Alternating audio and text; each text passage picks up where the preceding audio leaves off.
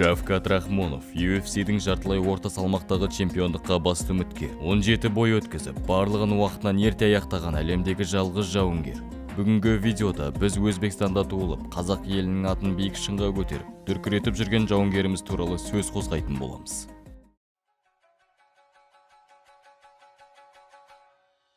Шавкат 1994 жылы 23 қазанда Өзбекстанның Шөрші қаласында дүниеге келген.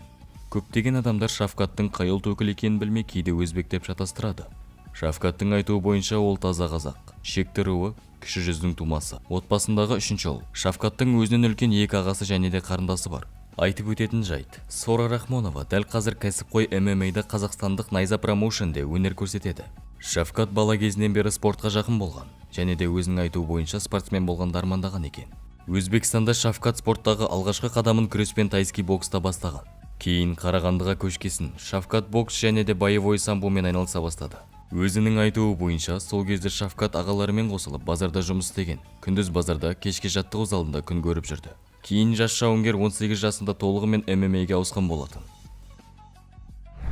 2013 жылы Шавкат Рахмонов Баян Жалғанов атты бапкермен танысып, соның қол астында жаттыға бастаған. Сол жылы Шавкат Рахмонов Санкт-Петербург қаласында өткен MMA-ден әлем чемпионатына қатысып, қатарынан 5 төбелесте жеңіске жетіп, 18 жасында әлем чемпионы атанған. Айтып кететін қызық факт. Бұл әлем чемпионатына іріктеу кезінде Шавкат Рахмонов екінші орын алды. Өзінің айтуы бойынша финалда оған қарсы өзі секілді Қарағанды қаласының атынан шыққан Рашид Дагаев атты боец болатын. Сондықтан төбелеспей тиімді лақтырып, ол бірінші орын алды. Алайда Рашид жарақат алып қалған соң Баян Жалғанов оның орнына міндетті түрде Шавкат Рахмонов бару керек деп үндеген болатын. Осылай Шавкат MMA-ден әуесқойлар арасында ең жас әлем чемпионы атанды.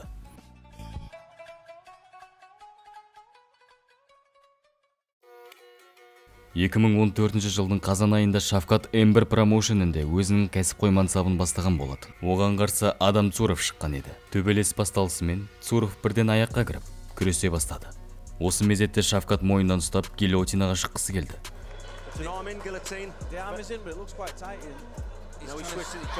Біраз уақыт партерде жұмыс істегесін, Шавкат свип жасап, бірден атып тұрған еді. Алайда Цуров қайтадан күресе бастады.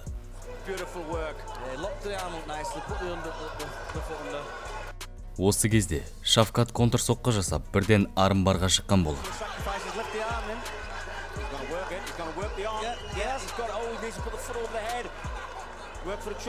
Әрі қарай әдемлеп тұрып треугольникке шықты.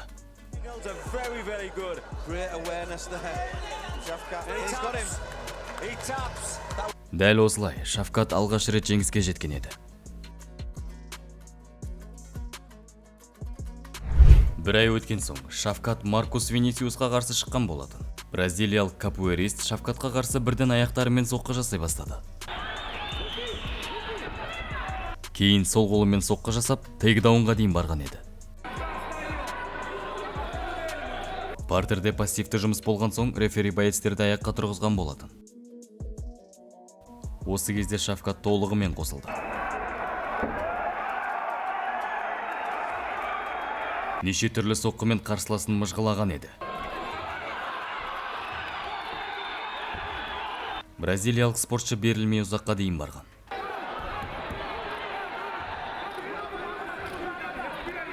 Алайда Шавкаттың бэкмаунттан жасаған соққыларына қарсы тұра алмаған соң рефери бойды тоқтатқан болатын.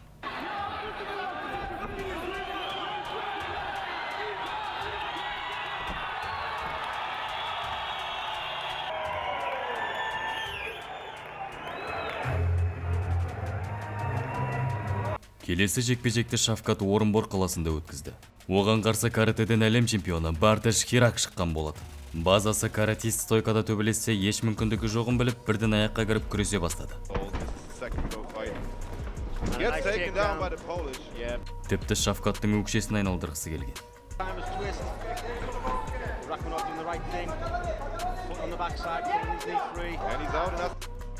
Алайда Рахмонов асықпай қарсыласының қатесін күтіп, жоғарғы сатыдан қарсыласын нокаутқа шейін ортпастады.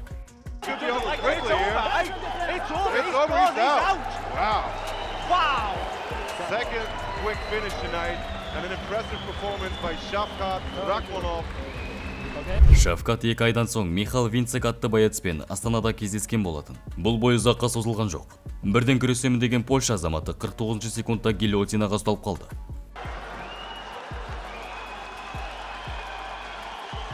Бұл қазақ жауынгері үшін ең тез жеңістердің бірі болып келеді. Бұл жекпе-жектен кейін Шавкат біраз уақыт бойы жарақатын емдеген еді. 2016 жылдың сәуір айында келесі жекпе-жекке дайын болды. Оған қарсы тәжірибелі Алаш Прайд командасының өкілі Әділ Боранбаев шыққан болатын.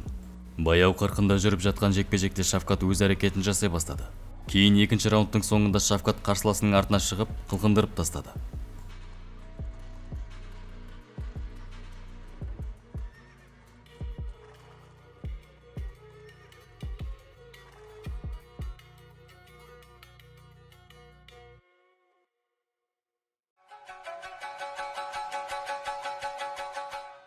Келесі жекпе-жекті Шавкат Әзербайжан жерінде Марсело Бритоға қарсы өткізді. 21 жастағы Шавкат біртіндеп ауыр соққыларын қарсыласына тигізе бастады.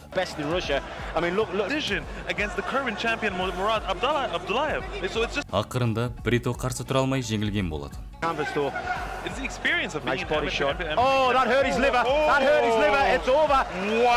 Сыртынан қарағанда ішке тиген жай соққы қарсыласы үшін өте ауыр болды. We're going to see a lot from this guy. I mean, wow, he's going to climb to the top. Should be noted, ladies and gentlemen, since we clearly didn't have enough time to discuss this throughout. Кейін Шавкат Рахмонов Кореяға барып жергілікті талант Чун Юн Паркпен кездескен болатын. Корейлік боец бірден күресе бастады. Шавкат болса алдымен мойынға гильотина жапқысы келді.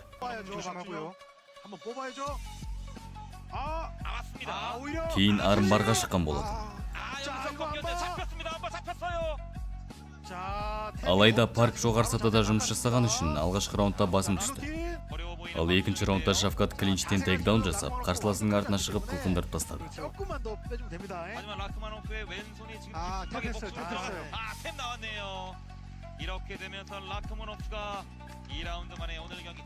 Келесі жекпе-жекке дайындық барысында Шавкат тізесіне жарақат алып, бір жылдай өнер көрсетпеді. 18 ай өткен соң 2018 жылдың ақпан айында Леван Солодовникпен болған кездесуге октагонға қайта оралды.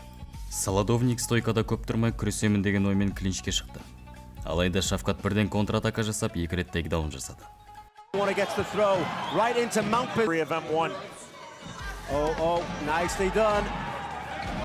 Жоғарда болып, қарсыласын соққылай бастады.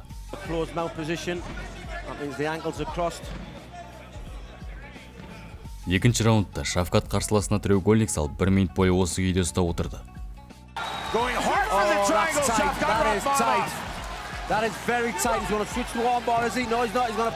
Бірақ Солодовник шыдамай берілген болатын.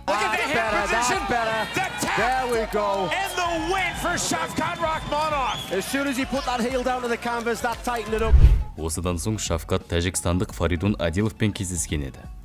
Бұл жекпе-жек басынан бастап жоғарғы темпте болды. Бастапқы раундта Шавкат біраз рет жақсы соққылар жасап, қарсыласымен тейкдаун жасап алмасты.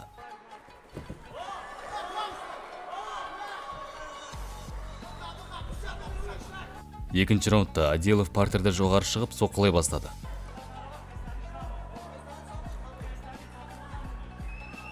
Ал Шавкат болса үйреншікті тәсілмен сабмишнге іздеп бастаған болатын.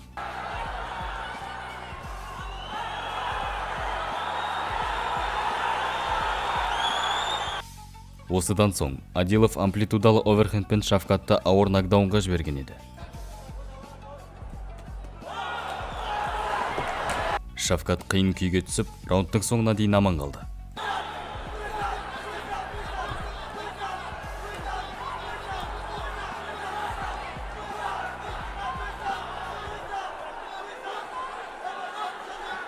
Келесі раундта Шавкат толығымен қосылып, қарсыласын ешқайда жібермей ұрып соқты.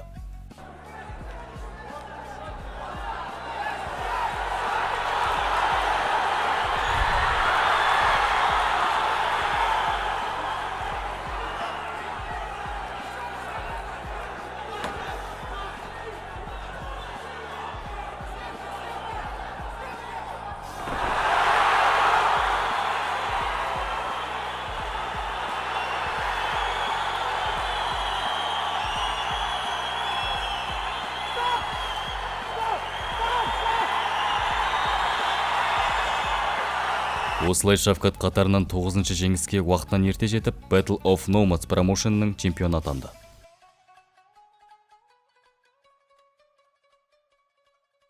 2019 жылдың басында Ember промоушенінің чемпиондық белбеуі босатылған соң Шавкат басты үміткер ретінде шыққан болатын. Алматыда өткен турнирде оған қарсы қатарынан 5 адам тұтқан. Данила приказа шыққан еді. Жекпе-жек басталысымен Шавкат бірден рингтің ортасын алып, прессинг жасай бастады. He has the strong kicks and he has the unbelievable strong ground and pound. Бірақ приказа берілмей біраз соққы тастаған еді. Prikaza needs to be careful when he comes in, he puts his head down low, and knee could come through the middle there. Oh, nice! Алайда екінші раундта Шавкат тейкдаун жасап, мықты граунд энд паундпен приказаның басын мажғалап тастады.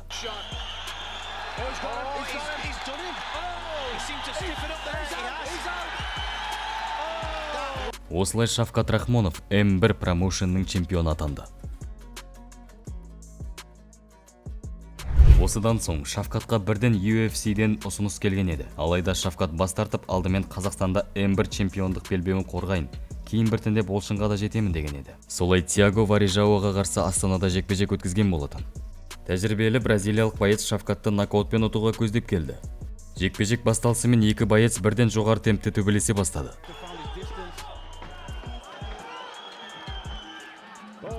Шавкат тейкдаун жасап, жоғарыдан соққылар тастай бастады.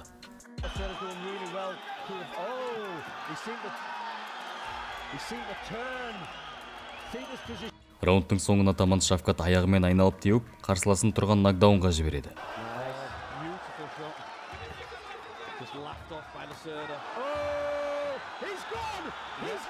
Кейін партерде техникалық нокаутқа дейін соғылған болатын.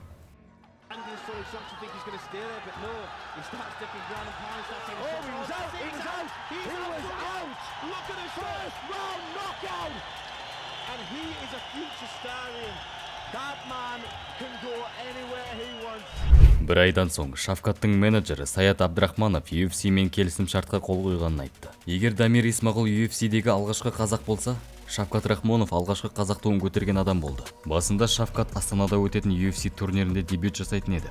Алайда пандемияның кесірінен Шавкат октагонға 2020 жылдың қазан айында шықты. Оған қарсы тәжірибеге толы бразилиялық ковбой Алекс Оливейра тұрды. Жекпе-жектің басында Оливейра тіке кросспен Шавкаттың көзіне соққы жасаған еді. Осыдан соң Шавкат ешқандай мүмкіндік бермей клеткада толығымен үстемдік етті. 8 ай өткен соң Шавкат Рахмонов тағы бір тәжірибелі ветеран Мишель Бразераспен кездесті. Сырттан қарасаң ағасы мен інісі төбелескендей еді, алайда бразилиялық спортшы оңай берілгісі келмеді. Бірінші раундтың соңына дейін Шавкат Бразерасты мыжып, соғып жүрді.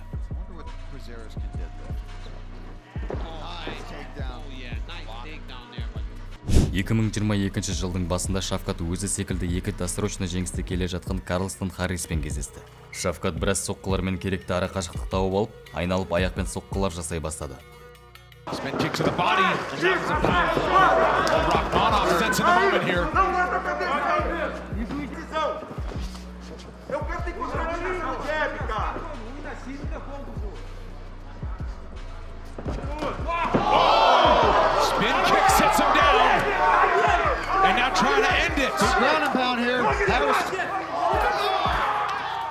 Дәл осылай Шавкат 15-0 рекордына жеткен еді.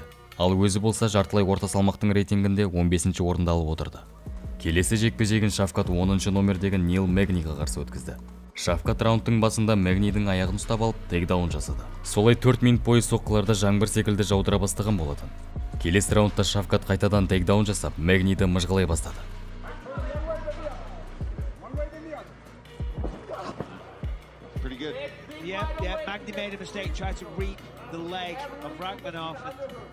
Ал раундтың соңына таман Шавкат гильотинаға шығып, кезекті жекпе-жекті уақытынан бұрын ұтты.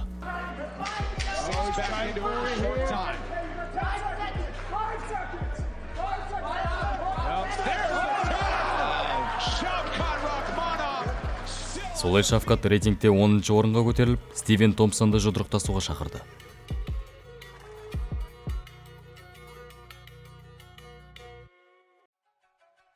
Алайда Томпсонның орнына рейтингте 7-ші орында тұрған Джефф Нил Шавкатқа қарсы тұрды. Джефф Нил жартылай орта салмақ дәрежесінің 77 килограмға салмағын түсіре алмады. Тіпті салмақ өлшеу кезінде 3 килограммға ауыр болды.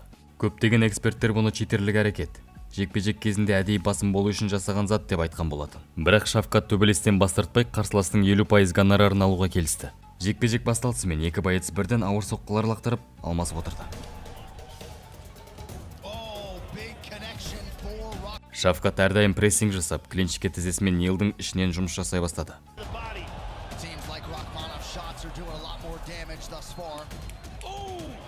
Кей кезде Нил ауыр соққыларда дәл тигізіп отырды.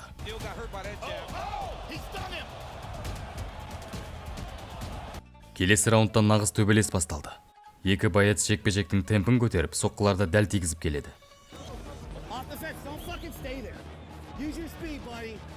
Бірақ Шавкат әр кезде басым түсіп отырды.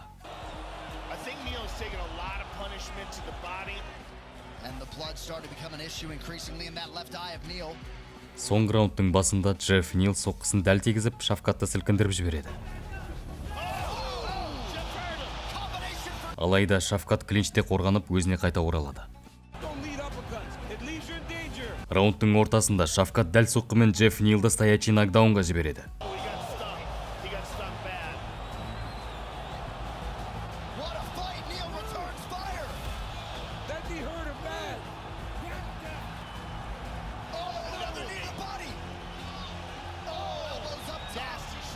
Осыдан кейін Шавкат қарсыласын ешқайда жібермей клинчтан Нилдің артына шығып, қылғындырып тастайды.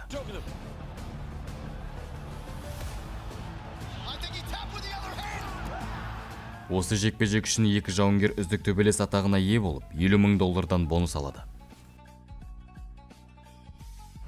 Дәл қазір Шавкат UFC чемпионы атануға барлық мүмкіндігі бар. Эксперттер мен аналитиктердің айтуы бойынша, жартылай орта салмақта Шавкатқа қарсы тұратын бірде-бір боец жоқ. Сондықтан жерлесіміз алғашқы қазақ UFC чемпионы болуы мүмкін. Және де осыған біз толығымен сенеміз. Сіздермен бірге болған Азамат. Үлкен жеңістерде көріскенше, алға Шавкат, алға Қазақстан.